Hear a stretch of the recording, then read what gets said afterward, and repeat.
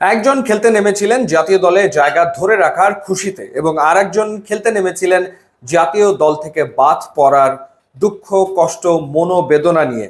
এবং দুজনই যেভাবে করে ব্যাট করলেন সেটাতে আসলে রেকর্ডের পর রেকর্ড হয়ে গেল বিপিএল এ দেশের ক্রিকেটে।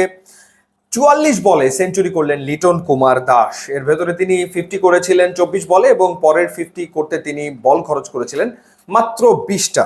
নান্দনিক ব্যাটিং করেছেন তিনি, ৫৫ বলে ১২৫, ১০টা চার এবং ৯টা ছক্কার রেকর্ড বইয়ে সব রেকর্ড ভেঙে চুরে তছনছ করে দিয়েছেন তিনি। বিপিএল এর ইতিহাসের দ্বিতীয় দ্রুততম সেঞ্চুরি এখন লিটন কুমার দাসের। এর আগে ২০১২ সালে রাজশাহী ফ্র্যাঞ্চাইজির বিপক্ষে আহমেদ শেহজাদ তিনি সেঞ্চুরি করেছিলেন ৪০ বলে। ৪৪ বলে সেঞ্চুরি করার রেকর্ড আরও একটা আছে, সেটা ২০১২ সালের ঘটনা। এবং ক্রিস গেইল তিনি সেবার আসলে ৪৪ বলে সেঞ্চুরি করেছিলেন। অর্থাৎ দেশি ক্রিকেটারদের ভেতরে সবচেয়ে দ্রুততম বিপিএল এ সেঞ্চুরির মালিক বা টি-20-তে দ্রুততম সেঞ্চুরির মালিক এখন লিটন কুমার দাস। এবং তানজিদ হাসান তামিম তার সাথে ব্যাট করেছেন, তিনিও ইতিহাসের অংশ হয়েছেন। সেঞ্চুরি পেয়েছেন একেবারে ইনিংসের শেষ ওভারে গিয়ে ১০৮ রানে তিনি ফিরেছেন। এবং তামিম ইকবালের পর বিপিএল এ দুটো সেঞ্চুরির মালিক আর এক তামিম, তানজিদ হাসান তামিম, তারও বিপিএল এ সেঞ্চুরির সংখ্যা এখন ২। এবং বিপিএল এর ইতিহাসে সর্বোচ্চ পার্টনারশিপ লিটন কুমার দাস এবং তানজিদ হাসান তামিমের ২৪১ রান করেছেন দুজনে মিলে।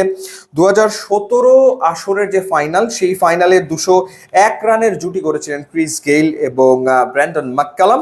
সেটাই ছিল এতদিন হাইয়েস্ট, সেই রেকর্ডটা এই দুজনে মিলে ভেঙে ফেলেছেন।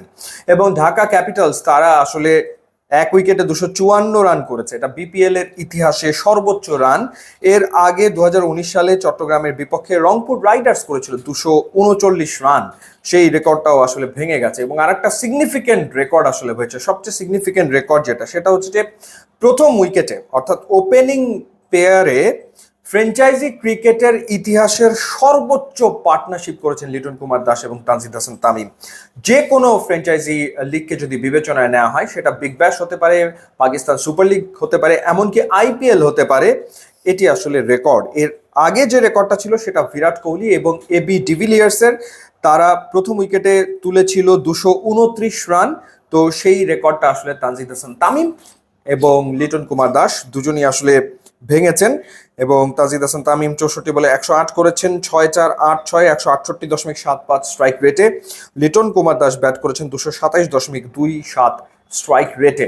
লিটন ঘুম থেকে জেগে উঠলেন, কিন্তু একটু কি দেরি হয়ে গেল না? একটু কি আক্ষেপ তিনি বাড়ালেন না? ব্যাক টু ব্যাক দুটো ম্যাচে দারুণ ব্যাটিং, আগেরটাতে 70+ ইনিংস খেলেছেন এবং এই ম্যাচে সেঞ্চুরি করেছেন, কিন্তু চ্যাম্পিয়ন্স ট্রফির স্কোয়াডে জায়গা তিনি পাননি, কারণ হচ্ছে ধারাবাহিকভাবে ব্যর্থতা। কিন্তু লিটন কুমার দাস যখন ব্যাট করে আসলে সবাইকে এমনভাবে বিমোহিত করে সেই ব্যাটিং, তার না থাকাটা নিশ্চিতভাবেই এক ধরনের কি বলবো, যে এক ধরনের মন খারাপ করার কারণ বাংলাদেশের ক্রিকেট ভক্তদের। ইউটিউব ইনস্টাগ্রাম লিঙ্ক দেওয়া আছে, আপনারা যোগ দিলে খুবই খুশি হব। And thanks for watching.